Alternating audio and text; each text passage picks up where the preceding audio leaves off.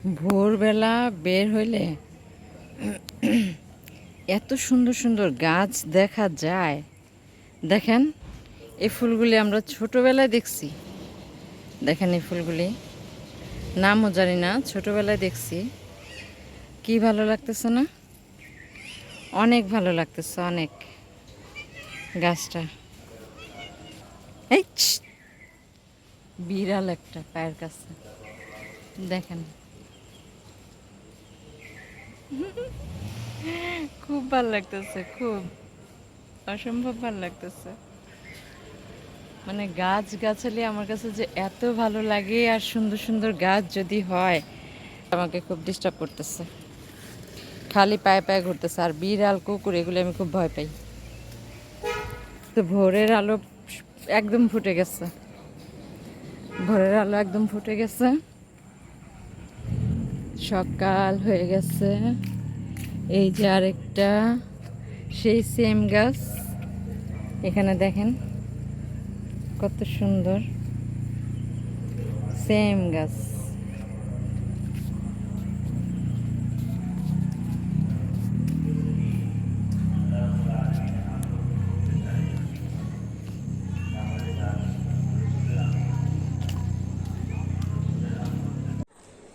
আসসালামু আলাইকুম আপুরা ভাইয়ারা, কেমন আছেন সবাই? আশা করি সবাই ভালো আছেন। আমিও আল্লাহর রহমতে আপনাদের দোয়ায় অনেক অনেক ভালো আছি। তো আজকে আবার নতুন আরেকটি ব্লগে আপনাদের সবাইকে স্বাগতম। ফারহানা আক্তার মুন্নির ব্লগে আপনাদের সবাইকে স্বাগতম। তো আপুরা ভাইয়ারা, আমি কি রান্না করি, কোথায় যাই, ভোরে হাঁটতে যাই, সব কিছুই আপনাদের সাথে শেয়ার করি। আমি প্রকৃতি দেখানোর চেষ্টা করি, কিন্তু ঢাকা শহরের মধ্যে তো ওইরকম সচরাচর হয় না দেখানো। তো ইনশাল্লাহ সামনে আরও দেখতে পারবেন, আরও মানে বাইরে যাব, বাইরের দৃশ্য আপনাদের দেখাবো, প্রকৃতি দেখাবো। আমার কাছে প্রকৃতি খুব ভালো লাগে, খুব গাছপালা, সাগর, সমুদ্র, মানে খুবই ভালো লাগে। আর হলো আপনারা ভাইয়ারা, যারা আমার ভিডিওটি দেখবেন তারা অবশ্যই একটা একটা সাবস্ক্রাইব করবেন। আর যাদের সামনে, যারা আমার ভিডিওটি দেখবেন, যাদের ভালো লাগবে অবশ্যই একটা লাইক আর একটা কমেন্টের মাধ্যমে আমাকে জানাবেন। আর কে কোথা থেকে দেখতেছেন এটা একটু আমাকে কমেন্টের মাধ্যমে জানাবেন, তাহলে আমার একদম ভালো লাগবে, সত্যি কথা অনেক ভালো লাগবে। তো আমি সারাদিন মানে কি করি, কোথায় যাই, কি খাই, সবই আমি একদম সিম্পল লাইফ স্টাইল আমি মানে জীবনযাপন করি, সিম্পল লাইফে সব কিছুই আমি আপনাদের সাথে শেয়ার করি। তো আমার কাছে খুব ভালো লাগে আমি যে আপনাদের কাছে শেয়ার করতে পারতেছি আমার লাইফ স্টাইলটা, আমার খাওয়া দাওয়া, আমার রান্নাবাড়া, আমার চলাফেরা, সব কিছু। তো আমার কাছে খুবই ভালো লাগে। তো আপনারা ভাইয়ারা দেখতে থাকুন ভিডিওটি আর পাশে থাকবেন। আর অবশ্যই অবশ্যই একটা লাইক আর কমেন্টের মাধ্যমে জানাবেন ভিডিওটি কেমন লাগলো। তো মন খারাপ, সব সময় তো আর মন ভালো থাকে না। তো মনটা আজকে একটু খারাপ আছে। তো দেখতে থাকুন ভিডিওটি।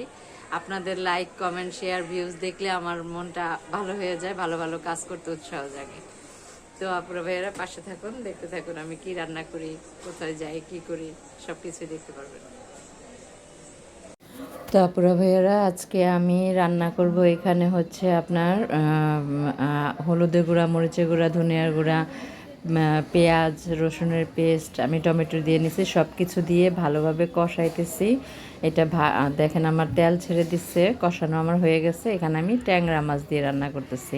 ট্যাংরা মাছটা একটু মানে বড় সাইজের ট্যাংরা মাছ, এই মাছটা নিয়ে নিচ্ছি। মাছটা দিয়ে এখন এই মাছটাকে ভালোভাবে নেড়ে চেড়ে মাছটাকে আমি কষায় নিব। কষানো হয়ে গেলে আমি দেখেন মাছটা একটু বড় সাইজের ট্যাংরা মাছ এটা। তো এই মাছটা, ট্যাংরা মাছটা মূলত কষায় রানলেই ভালো লাগে, খুব ভালো লাগে খেতে। যেহেতু আমি আলু দিয়ে ভুনা করব, এর জন্য আমি কষায় নিচ্ছি। তো এখানে আমি মাছটা যখন কষানো হয়েছে তখন আমি এখানে ঝোল দিয়ে দিলাম। তো আমার মাছটা দেখেন কত সুন্দরভাবে কষানো হয়ে গেছে। এখানে আমি পানি দিয়ে দিলাম মাছটা সিদ্ধ হওয়ার জন্য। মাছটা সিদ্ধ হওয়ার জন্য পানি দিছি। আর এই পানিটা সাথে এর মধ্যে আমি আলু কুচি করে আলুটাকে আমি তেলে ভেজে রেখেছিলাম, ওই সেই আলুটাকে আমি এই মাছের মধ্যে দিয়ে দিলাম। তো তরকারিটা এত স্বাদ হয়েছে বলার মতো না, মানে দেখতেও সুন্দর হয়েছে না কালারটা।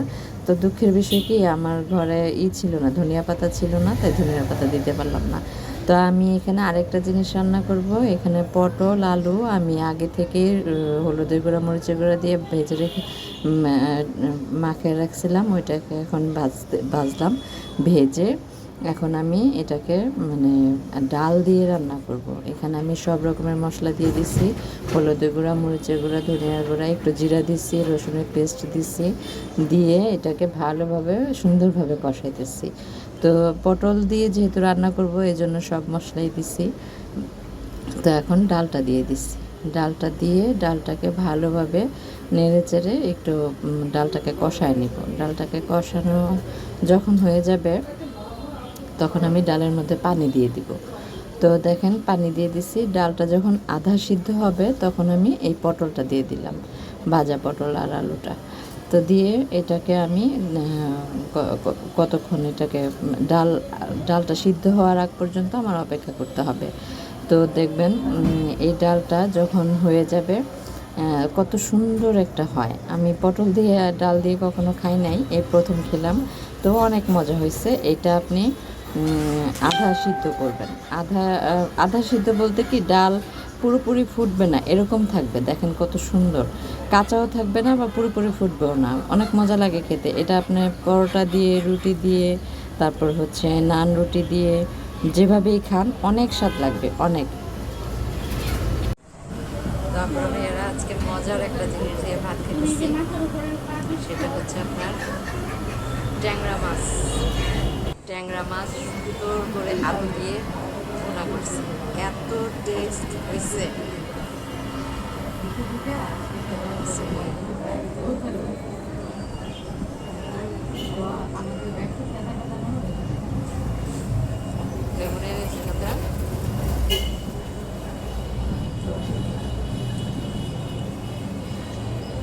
আর হচ্ছে আমার সেই ফেভারিট কাঁচামরিচ, কাঁচামরিচ ছাড়া তো আমি ভাতে খেতে পারি না।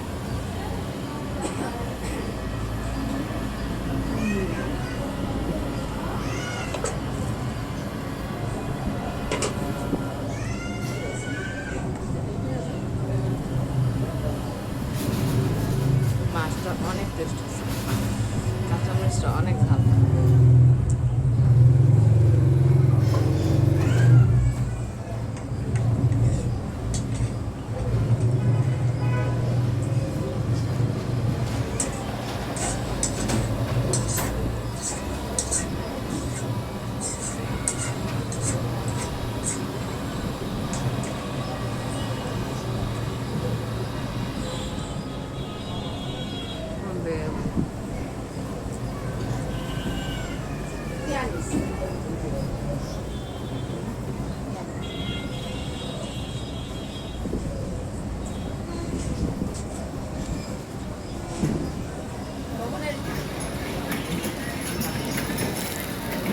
তারপরে ভাইয়ারা আমি এই দোকান থেকে এখন রুটি নিলাম চা খাওয়ার জন্য, বাসায় যে চা খাবো, চা খাবো, নাস্তা করব। তো সন্ধ্যার সময় নামলাম বাসা থেকে নেমে রুটি নিলাম।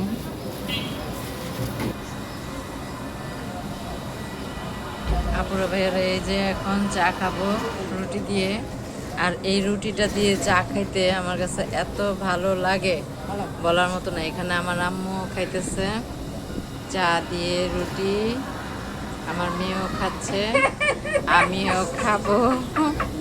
আর হলো দেখেন আমাদের পিচ্ছি চলে আসছে, এরে রাইখা কিভাবে খাওয়া যায় বলেন, এরে রাইখা খাওয়া যায়? ভালো লাগে যে এখন সন্ধ্যার টাইম, আমরা সবাই এখন রুটি খাবো।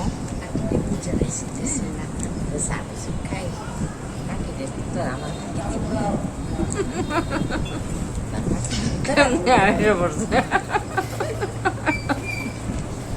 কেমনে বুঝলি তুই সাইফার? হ্যাঁ,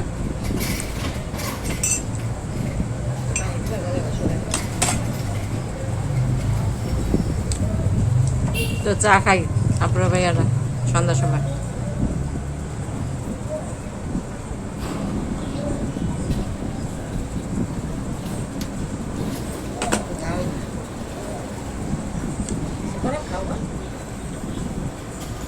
দেখতে থাকুন ভিডিওটি। আপুরা ভাইয়ারা আমাদের এখন খাওয়া দাওয়া শেষ সব। রাত্রেবেলা রাত হয়ে গেছে, তো একটু হাঁটতে বের হইলাম। খাওয়া দাওয়ার পরে আমি সবসময় একটু বাইরে যাই, হাঁটি। তো আমার কাছে খুব ভালো লাগে এটা। আর হলো আপুরা ভাইয়ারা, আমার ভিডিওটি কেমন লাগলো অবশ্যই কমেন্টের মাধ্যমে জানাবেন। আর ভালো লাগলে অবশ্যই একটা লাইক আর একটা কমেন্ট করবেন। আর হলো সবাই ভালো থাকবেন, সুস্থ থাকবেন, নিজেদের প্রতি খেয়াল রাখবেন। আর আপুরা ভাইয়ারা, আমার ভিডিওটি যারা দেখবেন সবাই একটা সাবস্ক্রাইব করতে ভুলবেন না, অবশ্যই একটা সাবস্ক্রাইব করবেন। তো ভালো থাকবেন, সুস্থ থাকবেন। আজ এই পর্যন্তই। আল্লাহ হাফেজ।